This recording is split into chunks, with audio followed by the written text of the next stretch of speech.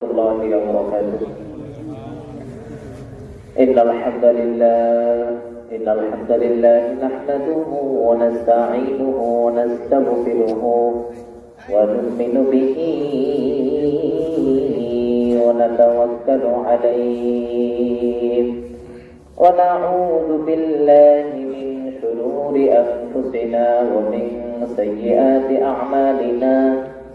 من يهده الله فلا مضل له ومن يضلل فلا هادي له فلن تجد له وليا مرشدا.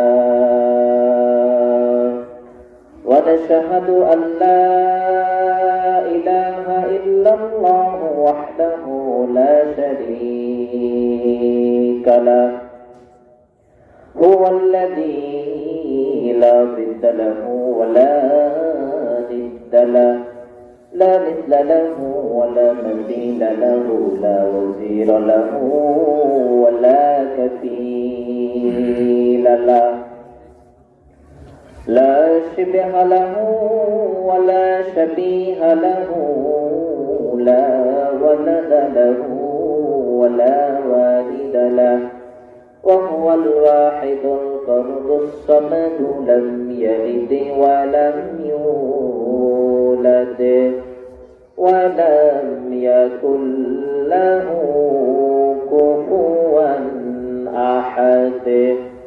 ونشهد أن سيدنا ونبينا وحبيبنا وطبيبنا وطبيب أرواحنا وحبيبنا وحبيب ربنا محمدا عبد الله ورسوله، أرسله بالحق بشيرا ونذيرا وداعيا إلى الله بإذنه وسراجا منيرا. أما بعد، فقد قال الله تعالى في كلامه المجيد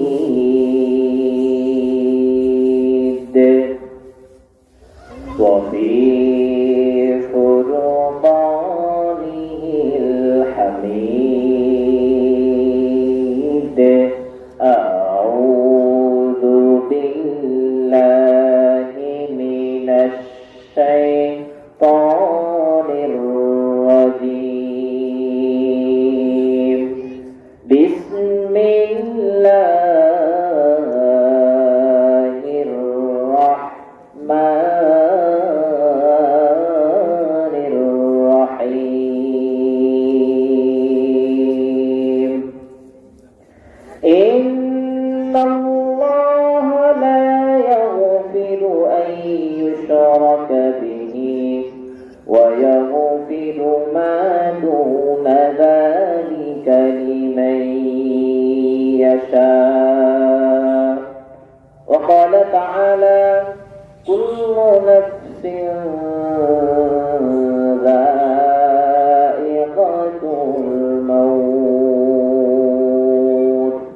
وقال النبي صلى الله عليه وسلم: الشرك بالله والسحر وقتل النفس التي حرم الله إلا بالحق. وقال تعالى في شان حبيب: إن الله وملائكته يصلون على النبي يا أيها الذين آمنوا صلوا عليه وسلموا تسليما. اللهم صل على سيدنا مولانا محمد وعلى آله مولانا محمد لا إله إلا الله لا إله إلا الله لا إله إلا الله সকলে মহাব্বতে আমরা তাকবীর করি লা ইলাহা লা ইলাহা ইল্লাল্লাহ লা ইলাহা ইল্লাল্লাহ লা ইলাহা ইল্লাল্লাহ লা ইলাহা ইল্লাল্লাহ আল্লাহ নামের জিকির করবে যারা আল্লাহর কাছে প্রিয় তারা আল্লাহর কাছে প্রিয় যারা জান্নাতে প্রবেশ করবে তারা জোরে লা ইলাহা ইল্লাল্লাহ লা ইলাহা ইল্লাল্লাহ লা ইলাহা ইল্লাল্লাহ লা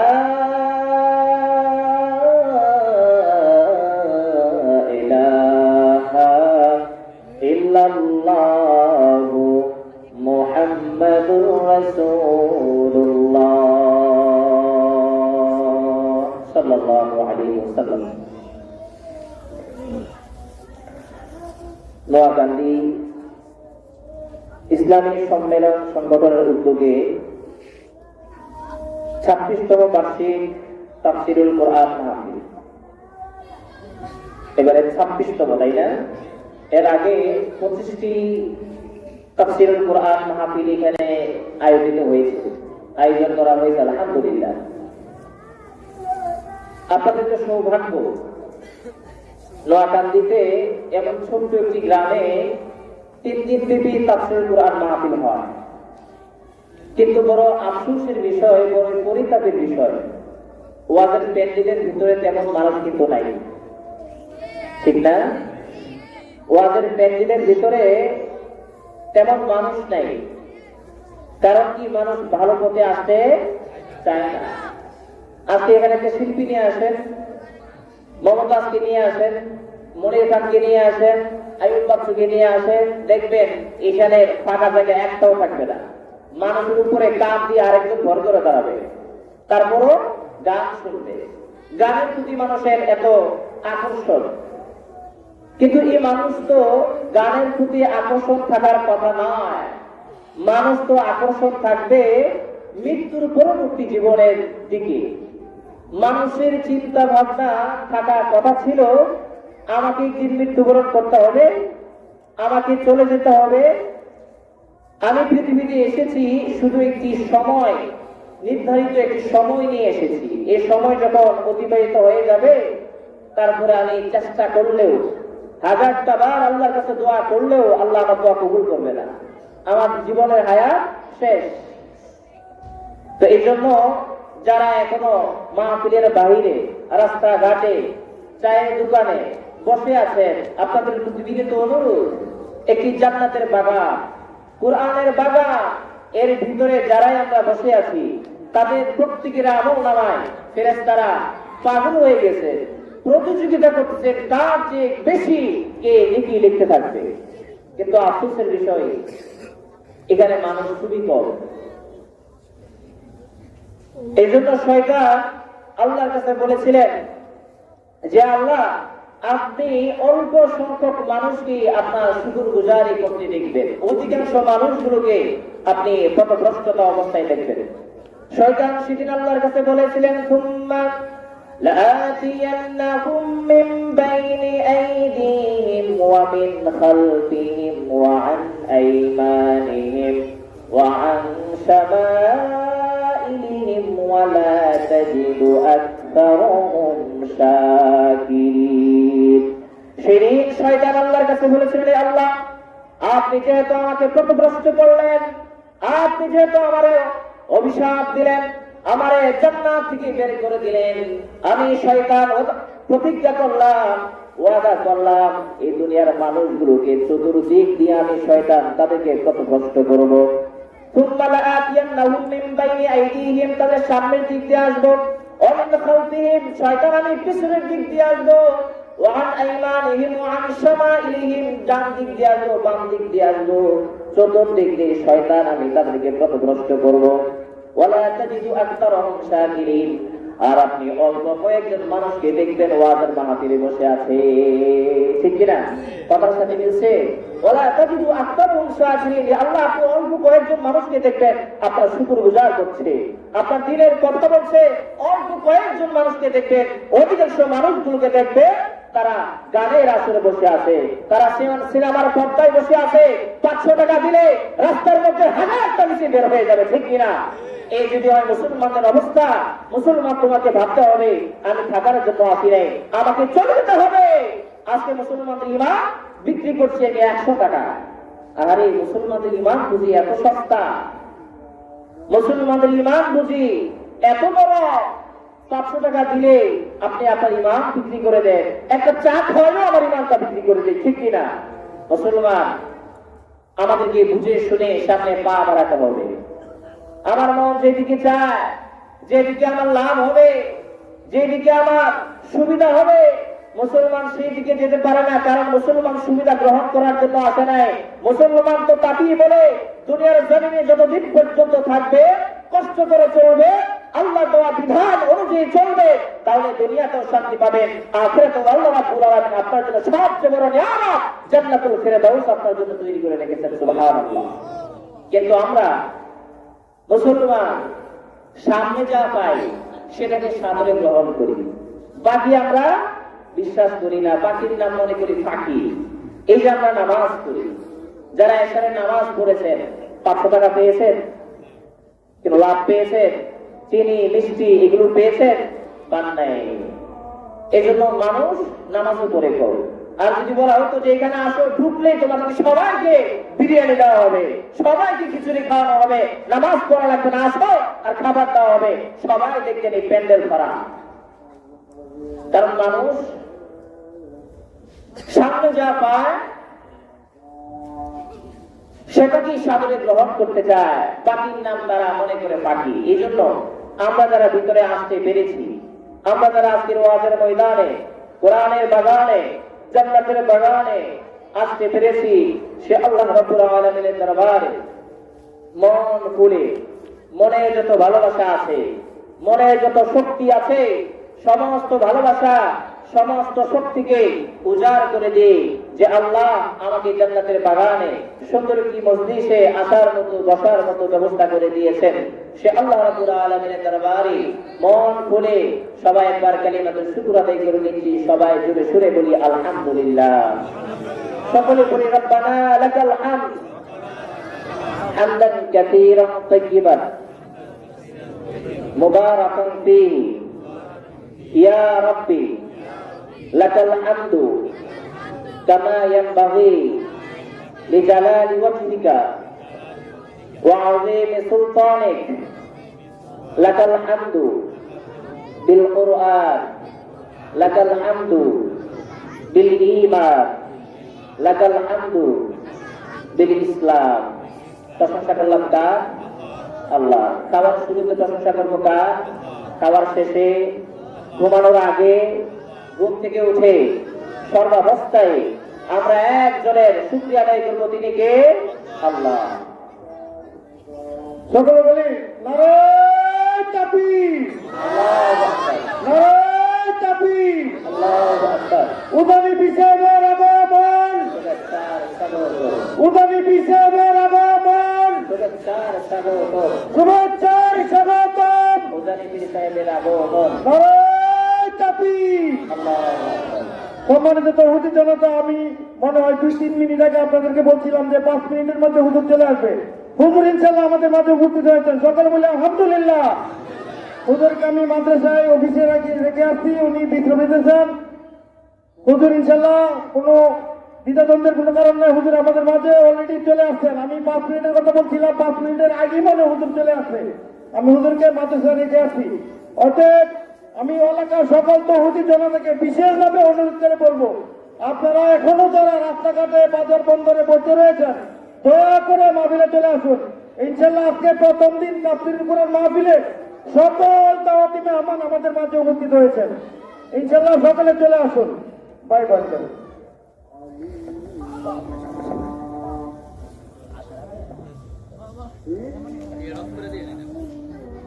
আলহামদুলিল্লাহ, আমরা আল্লাহ শুকরিয়া আদায় করছি। কার শুকরিয়া আদায় করলাম? আল্লাহ। আল্লাহ শুকরিয়া আদায় করলে লাভ না ক্ষতি বলেন তো? লাভ ছাড়া কোনো ক্ষতি নাই, কোনো ক্ষতি নাই, শুধু লাভ আর লাভ।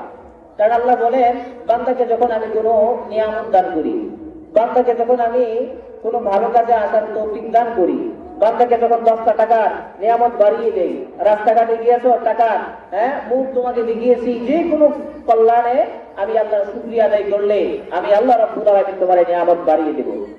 রাব্বুল আলামিন বলেন, লা ইন শাকারতুম লা আযীদান্নাকুম ওয়া লা ইন কাফারতুম ইন্না আযাবী লাশাদীদ। রাব্বুল আলামিন বলেন, ও বান্দা, আমি আল্লাহর নিয়ামত পেয়ে যদি শুকরিয়া আদায় করো, লাযীদান্নাকুম, অবশ্যই অবশ্যই তোমার এই নিয়ামত বাড়িয়ে দেব। এখানে রব্বুল আলামিন তাগিদ দিয়ে বলেছেন, অবশ্যই অবশ্যই নিয়ামত বাড়িয়ে দেব। ওয়ালা ইন কাফারতুম, আর যদি আমি আল্লাহর নাফরমানি করো, আমি আল্লাহর সাথে দুশমনি করো, আমি আল্লাহর সাথে কুফরি করো, ইন্না আযাবী লাশাদীদ, তাহলে মনে রেখো, জেনে রেখো, আমি আল্লাহর আযাব, আমি আল্লাহর গজব কিন্তু অত্যন্ত ভয়ানক। আল্লাহু আকবার। আল্লাহ আমাদেরকে ছেড়ে দিয়েছেন। আমরা যেমন ছোটবেলায় আকাশে ঘুড়ি উড়াই, ঘুড়ি সোজা কিন্তু থাকে আমার কাছে, ঠিক না? আকাশে ঘুড়ি উড়ে, ঘুড়ি লেজ লড়ায় যে মালিক তোমার কাছে আর আমি আসবো না। মনে হয় ঘুড়ি আমাকে এটাই বুঝাচ্ছে যে আমি তোমার কাছ থেকে অনেক উপরে, তুমি আমার কাছ থেকে অনেক নিচে, আমি আর তোমার কাছে ফিরবো না। আবার যখন সন্ধ্যা ঘনিয়ে যায়, যখন সুদা বলতে থাকে, নাটাই বলতে থাকে, তখন ঘুড়ি একটু করে দেখা যায় মালিকের হাতের মধ্যে চলে আসে। ঠিক তেমনি ভাবে আল্লাহ রাব্বুল আলামিন আমাদেরকে ছেড়ে দিয়েছেন, দুনিয়ার জমিনে ছেড়ে দিয়েছেন, পরীক্ষার কেন্দ্রের ভিতরে আমাকে ঢুকতে দিয়েছেন। আমার যখন সময় শেষ হয়ে যাবে, আয়াত ফুরিয়ে যাবে, আল্লাহ রাব্বুল আলামিন আমাকে ডাক দিবেন। সেই ডাক দেওয়া মাত্রই আমি দুনিয়ার সব কিছু ছেড়ে দিই, আল্লাহর দরবারে আমাকে উপস্থিত হতে হবে, ঠিক কিনা? এই বিশ্বাস আছে? এই আকীদা পোষণ করেন তো যে আমাকে কি মরতে হবে, আমাকে চলে যেতে হবে? এখানে এমন কেউ আছেন যে মরবেন না বলতে পারবেন? সবাই আমরা মরবো, এটাও আমরা বলতে পারি না যে আগামীকাল যে আমি বেঁচে থাকবো তাও আমি জানি না। আরে আমার মৃত্যুর এতটাই অনিশ্চয়তা, আমি যে আর 1 ঘন্টা পর বেঁচে থাকবো, আমি যে এখানে কথা বলতেছি এর কোনো গ্যারান্টি নেই। আল্লাহু আকবার। এই জন্য আমাদেরকে সবাইকে মৃত্যু গ্রহণ করতে হবে। এই জন্য বলতেছিলাম, বেশি বেশি করে আল্লাহর শুকরিয়া আদায় করবেন, তাহলে আল্লাহ রাব্বুল আলামিন নিয়ামত বাড়িয়ে দিবেন। প্রিয় দিনী ভাই বোনেরা, আমি মহাগ্রন্থ কুরআনুল কারীমে একটি খুবই গুরুত্বপূর্ণ আয়াত তেলাওয়াত করেছিলাম এবং রাসূলুল্লাহ সাল্লাল্লাহু আলাইহি ওয়াসাল্লামের অসংখ্য অগণিত হাদিস থেকে হাদিসের একটি অংশ তেলাওয়াত করেছিলাম। এই আয়াতকে সামনে রেখে, এই হাদিসকে সামনে রেখে কোরআন থেকে আমরা অল্প সময়, আমি যতটুকু সময় পাই, 15-20 মিনিট, আধা ঘন্টা, আমি যতক্ষণ কোরআন থেকে কথা বলবো ইনশাআল্লাহ। আমরা যে বিষয়টা আমি নির্ধারণ করেছি, যে বিষয়টাকে আমি সিলেক্ট করেছি, আমার মনে হয় এই বিষয়টা আমাদের প্রত্যেকে ওয়াজ মাহফিলে, মসজিদে, মাদ্রাসায় আলোচনা করা দরকার।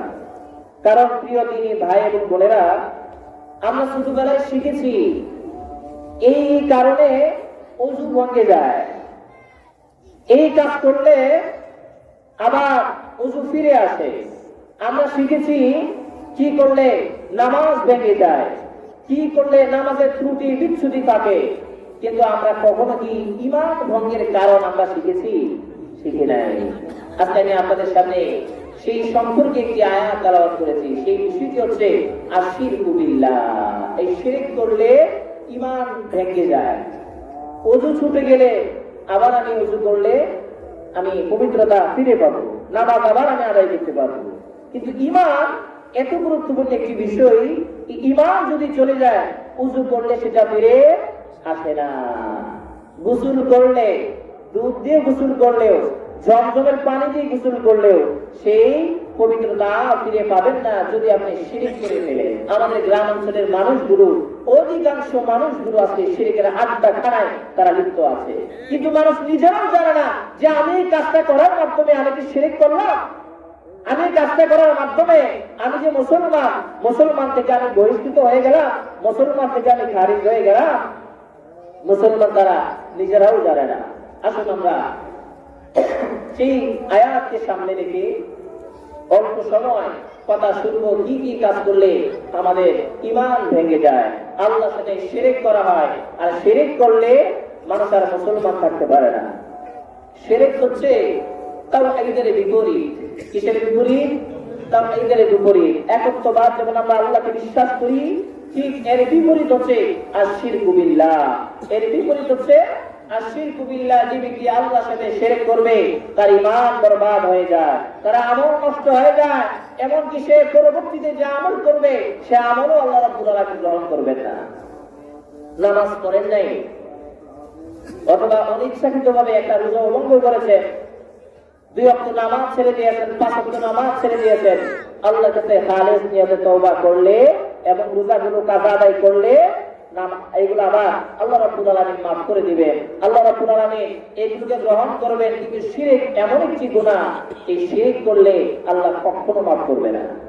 শুধু শিরকের গুনার ব্যাপারে আল্লাহ রাব্বুল আলামিন বলেছেন এই গুনাহ আমি কখনো মাফ করব না। নামাজ পড়ো নাই, হ্যাঁ, অনিচ্ছাকৃতভাবে, সেটা আমি আল্লাহর কাছে তওবা করো, আমি মাফ করে দেব। কিন্তু আমি তোমাকে জেনে বুঝিয়ে কোরআনে 1 বার নয় 2 বার নয় অসংখ্য অগণিত আয়াতের মধ্যে আমি বলে দিচ্ছি শিরক করলে আমি তোমাকে কখনো মাফ করব না। এই শিরক কি? শিরক আমাদের কথার মাধ্যমে হয়ে থাকে, শিরক আমাদের কাজের মাধ্যমে হয়ে থাকে, শিরক আমাদের চলাফেরার ধারণা চিন্তা ভাবনা মাধ্যমে আমরা করে থাকি। আজকে মাজার গিয়ে মানুষ সন্তান চায়, আসেনি আমাদের এরকম মানুষ? মাজার গিয়ে সন্তান চায়, বিয়ে করেছে বেচারা 5 বছর 2 বছর 3 বছর হয়েছে, সন্তানের ন্যায় করতেছে, আল্লাহর কাছে চাচ্ছে, আল্লাহ দিচ্ছে না। শেষ আশা ফেলে ঈমানটাকে বিক্রি করে লেখার মাজারে যায়, আকাশের মাজারে যায়। মাজার যে সন্তান চাওয়া মাত্রই তিনি মুসলমান থেকে খারিজ হয়ে যাবা। কিন্তু মুসলমান আজকে সেই মাজারে গিয়ে বদ্ধভাবে তারা আল্লাহর সাথে শিরক করে। আল্লাহ রাব্বুল আলামিন কোরআনে বলেন, ইন্নাল্লাহা লা ইয়াগফিরু আন ইউশরাকা বিহি ওয়া ইয়াগফিরু মা দুনা যালিকা লিমান ইয়াশা।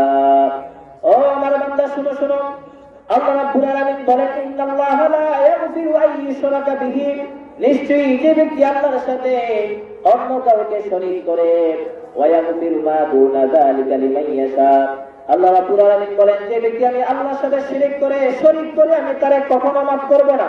ওয়া ইয়াগফিরু মা দুনা যালিকা লিমান ইয়াশা, এই শিরক ব্যতীত অন্যান্য গুনাহ যদি তুমি করে ফেলো আমি চাইলে রব্বুল আলামিন মাফ করে দেব। আমি চাইলে আমার ইচ্ছা হলে তোমার মাফ করে দেব, শিরক ব্যতীত এটা শিরক করা যাবে না। এই কথা আল্লাহ রাব্বুল আলামিন কোরআনে ঘোষণা করে দিয়েছেন। শুধু আমাদের জন্য নয়, আমাদের নবী পিয়ারা নবী মুহাম্মদুর রাসূলুল্লাহ সাল্লাল্লাহু আলাইহি ওয়াসাল্লামকে আল্লাহ রাব্বুল আলামিন লক্ষ্য করে কি বলেন শুনেন। আমরা তো মানুষ, সেই নবীর উম্মত, তাই না? তার আদর্শে আমরা চলার চেষ্টা করি, আমরা পারি না। কিন্তু সেই নবীকে আল্লাহ লক্ষ্য করে বলছেন, হ্যাঁ নবী আপনি শুনেন, লা ইন আশরাকতা লা ইয়াহবাতান্না আমালুকা ওয়া লা তাকুনান্না মিনাল খাসিরিন। আল্লাহ রাব্বুল আলামিন বলেন, হ্যাঁ নবী, লা ইন আশরাকতা লা ইয়াহবাতান্না আমালুক, হ্যাঁ নবী আপনি যদি নিজেও যদি শিরক করেন, লাইনা শরাক্তা তা দিয়ে আল্লাহ নবীকে ইঙ্গিত করেছেন। লাইনা শরাক্তা, হ্যাঁ নবী, বিশ্ব মানবতার নবী, আখির নবী, সমস্ত নবীদের নবী, যার কোনো গুনাহ নাই, যার কোনো অন্যায় নাই, যার কোনো অপরাধ নাই, আল্লাহ রাব্বুল আলামিন সেই নবীকে ইঙ্গিত করে বলতেছেন, লাইন আশরাকতা, হ্যাঁ নবী আপনি যদি শিরক করেন, লা ইয়াহবাতান্না আমালুক, আপনার যত আমল আছে, আপনি যত ইবাদত করেছেন, আপনি যত রোজা রেখেছেন, আপনি যত পুণ্যের কাজ করেছেন, কল্যাণের কাজ করেছেন, সমস্ত আমলগুলোকে আমি বরবাদ করে দেব। শুধু আমলগুলো বরবাদ করব না, ওয়ালা তাকুনান্না মিনাল খাসিরিন, এবং আপনি ক্ষতিগ্রস্তদের অন্তর্ভুক্ত হয়ে যাবেন। বলেন যদি কি একটা কথা একটু ভাবেন তো, কথার ওজন কত বড়। আল্লাহ তাআলা আপনার আমার নবী পেয়ারা নবী মুহাম্মদ রাসূলুল্লাহ বিশ্ব নবীকে এই কথা বলেছেন, হে নবী, আপনি যদি শিরক করেন, তাহলে আপনার আমল সব নষ্ট হয়ে যাবে। তাহলে নবীর তুলনায় আমাদের কোনো আমল আছে? নবীর তুলনায় আমাদের কোনো ভালো কাজ আছে? নবীর তুলনায় আমরা কোনো কাজ করেছি? কোনো কিছু করি নাই। সেই নবীর উম্মত আমি আপনি, সেই নবীকে আল্লাহ রাব্বুল আলামিন বলেছেন, হে নবী, আপনি নিজেও যদি শিরক করেন আপনি কখনো ভালো থাকতে পারবেন না, আপনি কখনো আমল করে জান্নাতে যেতে পারবেন না যদি আপনার আমল নামায় জীবনে শিরক থাকে। আপনি ক্ষতিগ্রস্ত হয়ে যাবেন। তাহলে বলেন তো দিদি, এই যে বলতেছিলাম মানুষ বিয়ে শাদী করে সন্তান না হলে চাইতে হবে কার কাছে? আল্লাহর কাছে। কোন মাজারে গিয়ে চাওয়া যাবে? কোন বাবার কাছে, কোন দরগাহে, কোন পীর ফকিরের কাছে?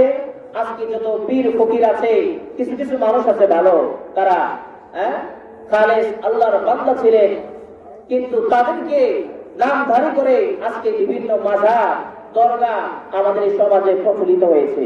সেখানে গিয়ে মানুষগুলো সেজদা করে, সেখানে গিয়ে মানুষগুলো শিরক করে, আর তাদের সমস্ত আমলগুলো বরবাদ হয়ে যাচ্ছে। মাজারে সন্তান চায়, সন্তান তো দিতে পারে একজনকে আল্লাহ। আল্লাহ রাব্বুল আলামিন কোরআনে বলেন, ইয়াহাবু লিমান ইয়াশাউ ইনাসা ওয়া ইয়াহাবু লিমান ইয়াশাউ যুকুর আও ইউযাওবিজুহুম যুকরানা ওয়া ইনাসা ওয়া ইয়াজআলু মান ইয়াশাউ আকিমা। আল্লাহ রাব্বুল আলামিন বলেন, ইয়াহাবু লিমান ইয়াশাউ ইনাসা, ও বান্দা শুনো শোনো, আমি আল্লাহ রাব্বুল আলামিন যার ইচ্ছা, ইনাসা মানে কন্যা সন্তান, আমি আল্লাহ রাব্বুল আলামিন যার ইচ্ছা তারে কন্যা সন্তান দান করি। আও ইউযাওবিজুহুম যুকরানা ওয়া ইনাসা, ইয়াহাবু লিমান ইয়াশাউ ইনাসা ওয়া ইয়াহাবু লিমান ইয়াশাউ যুকুর, আর আমি আল্লাহ রাব্বুল আলামিন যার ইচ্ছা, যুকুর মানে পুত্র সন্তান, আমি আল্লাহ রাব্বুল আলামিন যারে চাই তারে পুত্র সন্তান দান করি। এইজন্য কোনো ফ্যামিলিতে দেখবেন কন্যা সন্তান, তিনটা শুধু কন্যা সন্তান, ছেলের জন্য আরেকটা নিয়েছে সেটাও কন্যা সন্তান, আরেকটা নিয়েছে পঞ্চম সেটাও কন্যা সন্তান। তার মানে আল্লাহ তাকে বুঝাতে চায়, তুমি যতই চেষ্টা করো ছেড়ে দেওয়ার মালিক আমি আল্লাহ, তুমি যতই কবিরাজের কাছে যাও, যতই ডাক্তারের কাছে যাও, যতই ওষুধ খাও, যতই মেডিসিন খাও, তোমার এই মেডিসিনে তোমার ছেলে সন্তান আমি দেব না। আমি যদি ইচ্ছা করি প্রথমবারই তোমার ছেলে সন্তান দিতে পারি। আল্লাহু আকবার। আবার কিছু কিছু দেখবেন সন্তান নিয়েছে, প্রথমটা হয়েছে ছেলে সন্তান, দ্বিতীয়টা হয়েছে ছেলে সন্তান, একটা মেয়ের দরকার, আবার বাচ্চা নিয়েছে, তৃতীয়টা হয়েছে ছেলে সন্তান, তার মেয়ে সন্তান হয় না। তার মানে আল্লাহ বুঝাচ্ছেন, আল্লাহ বুঝাতে চাচ্ছেন এইগুলো দেওয়ার ক্ষমতা আমি আল্লাহ, কোন মানুষের না, কোন ডাক্তারের না, কোন পীর ফকিরের না, এগুলো দেওয়ার ক্ষমতা একমাত্র আমি আল্লাহর কাছে। আবার আল্লাহ রাব্বুল আলামিন বলেন, আও ইউযাওবিজুহুম যুকরানা ওয়া ইনাসা, আর আমি আল্লাহ রাব্বুল আলামিন যার ইচ্ছা তাকে পুত্র সন্তান কন্যা সন্তান উভয়টাই দান করি। আবার কোন ফ্যামিলিতে দেখবেন ছেলে মেয়ে মিলাই আছে, আছে না? ছেলে মেয়ে দুইটাই আছে। এরপরে আল্লাহ রাব্বুল আলামিন বলতেছেন, ওয়া ইয়াজআলু মান ইয়াশাউ আকিমা, আর আমি আল্লাহ রাব্বুল আলামিন যার ইচ্ছা করি তাদেরকে বন্ধ বানিয়ে রাখি। স্বামীও সুস্থ, স্ত্রীও সুস্থ, যত সুস্থ থাকুক না কেন আমি সন্তান দিব না, নিয়ত করেছি তাদেরকে কোনো সন্তান দেওয়া হবে না। এই জন্য তারা পীর ফকিরের কাছে যায়, ডাক্তারের কাছে যায়। ডাক্তারের কাছে যেতে পারে কিন্তু ডাক্তার উসিলা না, মেডিসিন গ্রহণ করতে পারে, কিন্তু পীরের কাছে কি কোনো মেডিসিন গ্রহণ করার জন্য যায়? পীরের কাছে কি কোনো যে আমাকে একটা নাপা ট্যাবলেট দিবে অথবা অন্য কোনো ট্যাবলেট দিবে, বাচ্চা একটা ট্যাবলেট দিবে, খাইলে বাচ্চা হয়ে যাবে, এমন আছে না? আবার কিন্তু কোনো মানুষ পীরের কাছে গিয়ে 2 বছর 3 বছর করে একটা সন্তানের দেখা পায়, তখন ওই মানুষটা বিশ্বাস করে যে আমি পীরের কাছে আসার পরে আমি সন্তান পেয়েছি, অতএব এই পীরের কাছে আমি একটি গরু নিয়ে যাবো, আসেনি? তার মানে প্রিয় ভাই, তুমি পীরের কাছে যাইলে সন্তান পাইতা না, এই সময়টাতে আল্লাহ রাব্বুল আলামিন অটোমেটিকলি তোমার সন্তান দান করতে, কিন্তু তুমি সবর করতে পারো নাই, তুমি ধৈর্য ধারণ করতে পারো নাই। আল্লাহ রাসূল সাল্লাল্লাহু আলাইহি ওয়াসাল্লাম বিশ্বনবী মুহাম্মদুর রাসূলুল্লাহ সাল্লাল্লাহু আলাইহি ওয়াসাল্লাম এক হাদিসে মধ্যে ইরশাদ করেন, বান্দা যখন আল্লাহর কাছে কোনো দোয়া করে বান্দা যখন আল্লাহর কাছে কোনো ফরিয়াদ করে, বান্দা যখন আল্লাহর কাছে প্রার্থনা করে, দোয়া করে, আল্লাহ রাব্বুল আলামিন সেই দোয়া অবশ্যই কবুল করবেন। কিন্তু কখন কবুল করবেন? যখন বান্দার জন্য ভালো হবে, বান্দার জন্য উপকার হবে, বান্দার জন্য ভালো হবে, আল্লাহ রাব্বুল আলামিন তখনই সেটা তারে দান করবেন। যে উদাহরণ দিলে একজন 10 বছরের ছেলে যদি আল্লাহর কাছে বিয়ে করার জন্য দোয়া করে যে আমার বয়স 10 বছর, মানুষ তো বিয়ে করে, বিয়ে করার পর নাকি অনেক আরাম, আমি এখনই আল্লাহর কাছে দোয়া করি, আল্লাহ বিয়ে করতে চাই, আল্লাহ কি 10 বছরে এটা দোয়া কবুল করবে? না। আল্লাহ বুঝে যে তোমার বয়স যখন 20-এর পরে যাবে, তখন তুমি আদাব হবে পরিপূর্ণ, তখন তোমার জন্য বিয়ে করলে বেটার হবে, সুন্দর হবে, ভালো হবে, উত্তম হবে, আমি তখনই তোমার জন্য দোয়াটা কবুল করব। ঠিক তেমনি ভাবে আমরা যখনই আল্লাহর কাছে কোনো দোয়া করে, আমাদের কোনো দোয়া বিফলে যায় না, ঝুলন্ত অবস্থায় থাকে না, আল্লাহ রাব্বুল আলামিন সেটা কবুল করেন। সেটা কিছুদিন পেন্ডিং এ থাকে, পেন্ডিং এ থাকে, কিছুদিন যাওয়ার পরে যখন আমার জন্য কল্যাণ হবে, আমার জন্য লাভজনক হবে, আমার জন্য মঙ্গল হবে, তখন আল্লাহ রাব্বুল আলামিন সেই দোয়াটাকে আমার জন্য কবুল করে নেবেন। সুবহানাল্লাহ। কিন্তু মানুষ তো অধৈর্য হয়ে যায়। কেন সন্তান হচ্ছে না? 2 বছর হয়ে গেছে, 3 বছর হয়ে গেছে, এই জন্য মাজারে যায়, মাজারে গিয়ে সেজদা দেয়। প্রিয় দিনী ভাইরা, মাজারে গিয়ে সেজদা দেওয়া মানে হচ্ছে আল্লাহর সাথে শিরক করা। মাজারে গিয়ে ব্যক্তির কাছে চাওয়ার মানে হচ্ছে আল্লাহর সাথে শিরক করা। মাজারে গিয়ে ব্যক্তির কাছে চাওয়ার মানে হচ্ছে ওই ব্যক্তির ইবাদত করলে, ওই ব্যক্তির পূজা করলে, আর মানুষ মুসলমান যারা, ঈমানদার যারা, আল্লাহ ব্যতীত অন্য কারো কাছে সে মাথা নত করবে না। আল্লাহ রাব্বুল আলামিন বলেছেন, কোন ব্যক্তিকে যদি আমি মাথা নত করার আদেশ দিতাম, তাহলে স্ত্রীকে আদেশ দিতাম তুমি তোমার স্বামীর পায়ে গিয়ে সিজদা করো। শুনেন নাই কথা? শুনেছেন? স্বামীর পায়ে গিয়ে সিজদা করো, এই আদেশ আমি দেই নাই। অতএব আমি আল্লাহ ছাড়া অন্য কারো কাছে গিয়ে, আমি আল্লাহ ছাড়া অন্য কোন দরগাহে গিয়ে, আমি আল্লাহ ছাড়া অন্য কোন পীরের কাছে গিয়ে মাথা নত করা যাবে না। আবার পীরের ধারে, আবার মাজার গুলোতে মোমবাতি জ্বালানো অবস্থায় দেখা যায়। কি পায় সেখানে? একজন কবরে যে ব্যক্তি শুয়ে আছে, সে যেমন অসহায়, আপনি যেমন অসহায়, আপনার চাইতে 100 গুণ বেশি অসহায় নিয়ে ওই কবরের ব্যক্তিটা শুয়ে আছে। তার কোনো ক্ষমতা নাই আপনাকে পুত্র সন্তান, কন্যা সন্তান দান করা। কিন্তু মানুষ কেন যায়? এগুলো যায় হচ্ছে তাদের ঈমানটা নষ্ট করার জন্য। এই জন্য আজ থেকে প্রতিজ্ঞা করে কোন মাজারে গিয়ে, কোন দরগাহে গিয়ে, কোন ব্যক্তির কাছে যাবেন না। যখনই কোনো কিছু চাবেন, একজনের কাছে, তিনি কে? আল্লাহ। সে আল্লাহ রাব্বুল আলামিন কোরআনে বলেন, ইয়া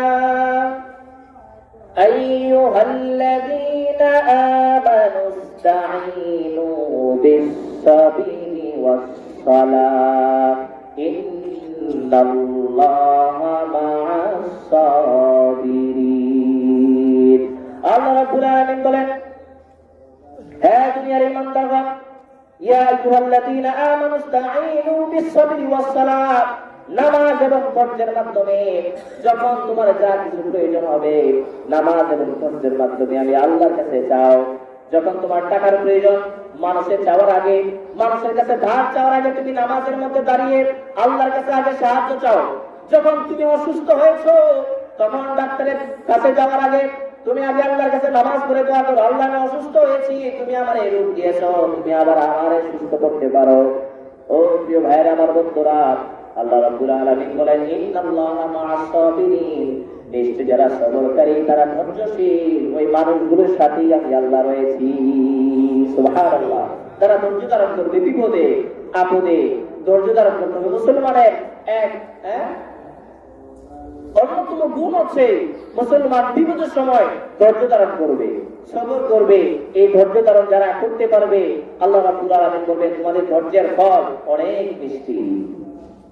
ধৈর্যের ফল অনেক মিষ্টি। তুমি যদি ধৈর্য ধারণ করতে পারো, দুনিয়াতেও শান্তি পাবা, আখিরাতে তোমাকে আমি জান্নাতের সুব্যবস্থা করে রেখেছি। শুধু তাই নয়, আসমানের ফেরেশতারা তোমার জন্য আল্লাহর কাছে ক্ষমা প্রার্থনা করবেন। ফেরেশতারা মৃত্যুর পরবর্তী জীবনে তুমি কবরে আসা মাত্রই তোমার ফুলের বাগিচা তোমার জন্য বিছিয়ে দিবে। সুবহানাল্লাহ।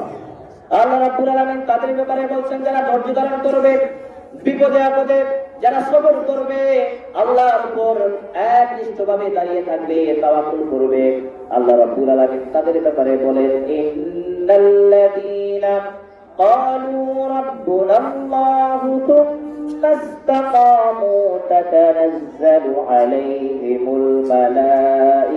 ألا تخافوا ولا تحزنوا وأبشروا بالجنة التي كنتم توعدون الله أكبر الله رب العالمين বলেন ইল্লাল্লাযীনা ক্বালু রাব্বুনাল্লাহ নিশ্চয় যারা বলবে আমার রব আল্লাহ আমরা সবাই বলি না আমার রব আল্লাহ আমরা প্রভু হিসাবে কার মানে আল্লাহকে মানে কিন্তু আমরা কি কাজে কর্মে সেটা করতে পারি না আল্লাহ রাব্বুল আলামিন বলেন নিশ্চয় যারা বলবে আমার রব আল্লাহ তুম্মাস্তাকামু এই কথার উপর একনিষ্ঠভাবে তোমাদের দাঁড়িয়ে থাকতে হবে সামনে যদি সন্ত্রাসী দল আমাদের আক্রমণ করে আর যদি বলে মুসলমান তুমি এখন শিরক করো না হলে তোমার হত্যা করবো আল্লাহ রাব্বুল আলামিন বলছেন তুমি শিরক করবে না তুমি মৃত্যু পর্যায়ে চলে যাও তুমি হত্যার কাতারে তুমি চলে যাও তোমার জন্য জান্নাত রেডি আর যদি তুমি সন্তানের ভয়ে সন্ত্রাসীর ভয়ে মৃত্যুর ভয়ে তুমি যদি শিরক করো মৃত্যুর ভয়ে যদি আমি আল্লাহকে অস্বীকার করো আমি আল্লাহর উপর থেকে তাওয়াক্কুল যদি তুমি হারিয়ে ফেলো আল্লাহ রাব্বুল আলামিন বলেন তুমি মৃত্যুর পরবর্তী জীবনে জাহান্নাম তোমার জন্য অবধারিত যদি তুমি আমি আল্লাহর উপরে ইস্তেকামত হয়ে দাঁড়িয়ে থাকতে পারো আমি আল্লাহর উপরে ইয়াকিন হয়ে তুমি বিশ্বাস করে আল্লাহর উপর তুমি যদি পরিপূর্ণ আস্থা নিয়ে দাঁড়িয়ে থাকতে পারো আল্লাহ রাব্বুল আলামিন বলেন ফুরমাস্তাকামু তাতানাজ্জালু আলাইহিমুল মালাইকাতু আল্লা তাখাফু আল্লাহ রাব্বুল আলামিন বলেন যদি তুমি ইস্তেকামত হয়ে ধৈর্যের উপরে বিপদের মধ্যে তুমি দাঁড়িয়ে থাকতে পারো তাতানাজ্জালু আলাইহিমুল মালাইকা আসমান থেকে শত শত হাজার হাজার লক্ষ লক্ষ ফেরেশতারা তোমার জন্য আল্লাহর কাছে রহমত বর্ষণ করবেন রহমতের জন্য দোয়া করতে থাকবেন ফেরেশতারা তোমার জন্য আল্লাহর কাছে ক্ষমা প্রার্থনা করতে থাকবে ওয়ালা তাখাফু আল্লাহ রাব্বুল আলামিন বলেন তোমার কোনো টেনশন নাই তোমার কোনো ভয় নাই তোমার কোনো চিন্তা নাই আমি আল্লাহ রাব্বুল আলামিন তোমার জান্নাত দান করে দেব ওয়া আবশিরু বিল জান্নাহ শুধু তাই নয় আমি তোমাকে জান্নাতের সুসংবাদ দিচ্ছি ওয়া আবশিরু বিল জান্নাহ আমি তোমাকে জান্নাতের সুসংবাদ দিচ্ছি কিন্তু শর্ত হচ্ছে বিপদ আসলে মুসলমান বিপদে আমি আল্লাহর উপর তাওয়াক্কুল করতে হবে বিপদ আসলে আমি আল্লাহর উপর সবর করতে হবে বিপদ দেখলে মুসলমান অন্যায়ের সামনে মাথা নত করা যাবে না অন্যায়ের সামনে দেখলে মুসলমান প্রতিবাদ করতে হবে অন্যায়ের সামনে দেখলে জুলুম সামনে দেখলে মুসলমান সেটার মধ্যে যাওয়া যাবে না প্রতিবাদ করতে হবে আজকে আমরা প্রতিবাদ করব আমরা কখনো শিরকের ধারে কাছেও যাব না এই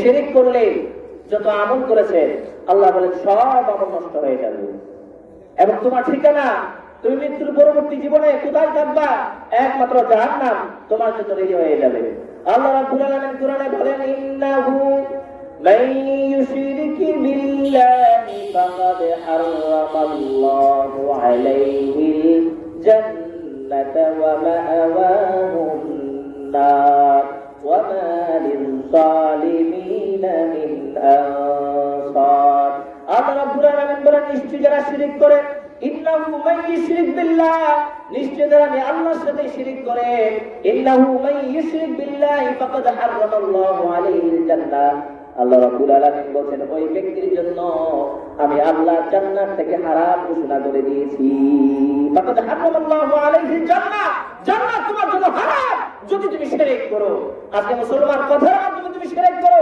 আমি অসুস্থ ডাক্তারের কাছে গিয়ে বলি ডাক্তার আপনি যদি না থাকতেন আমি শেষ হয়ে যেতাম আপনি মেডিসিন দিয়েছে আপনি ওষুধ দিয়েছে আমি খেয়ে সুস্থ হয়ে গেছি এই যে আপনি শিরক করলেন আমরা কথার মাধ্যমে শিরক করি আমার লম্বা আলোচনা ছিল প্রায় 1 ঘন্টা কিন্তু বুঝাইতে পারবো না আমি এই অল্প সময়ে কথার মাধ্যমে কিভাবে শিরক করি দুইজন তিনজন আমরা বসে আছি একসাথে বন্ধু বান্ধব একটা টিকটিকি মাঝখানে বলছে টিকটিক আর একজন মাঝখানে বলছে আমি কথা বলছি সত্য টিকটিকও আমার সাথে সহমত পোষণ করেছে আমরা বলি না টিকটিকি আমার মনের মধ্যে কেটে জানে প্রশ্ন আসে না আমার মা বন্ধুর মধ্যে অনেকেই বলে জট কলা খাইলে নাকি জনের সন্তান 2টা হয় বলে না তো জট কলা দৈনিক 2টা করে খাওয়া দরকার আর বেশি করে খাওয়া দরকার সন্তান বুঝ পাচ্ছে না সন্তান যেন মজা দরকার সন্তান যেন যে শিরক করে এই কলা খাইলে যদি সন্তান হয় তাহলে দৈনিক 2টা 3টা করে খাওয়া উচিত কলা কি ক্ষমতা আছে সন্তান দেওয়া মুসলমান এত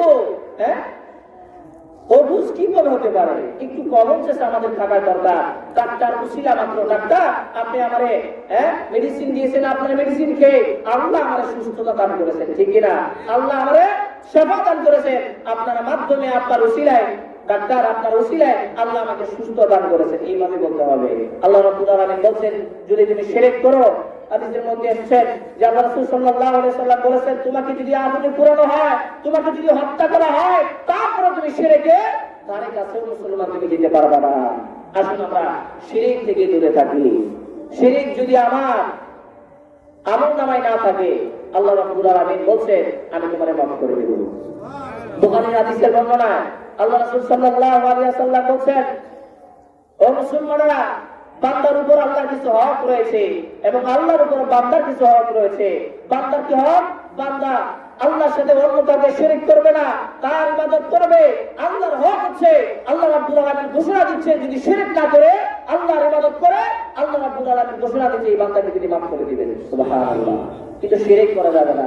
এই শিরকের লম্বা আলোচনা আল্লাহ যদি আমাকে আবারও কোনদিন সুযোগ করেন, এই শিরক নিয়ে 1 ঘন্টা সুযোগ আমাকে দিবেন, আমি বিস্তারিত পয়েন্ট আকারে আলোচনা করব ইনশাআল্লাহ। আল্লাহ রাব্বুল আলামিন আমাদেরকে এই কথাগুলোর উপর আমল করার তৌফিক দান করুন। সবাই বলি আমিন। ওয়া আখিরু দাওয়ানা আলহামদুলিল্লাহি রাব্বিল আলামিন। আসসালামু আলাইকুম ওয়া রাহমাতুল্লাহি ওয়া বারাকাতুহু।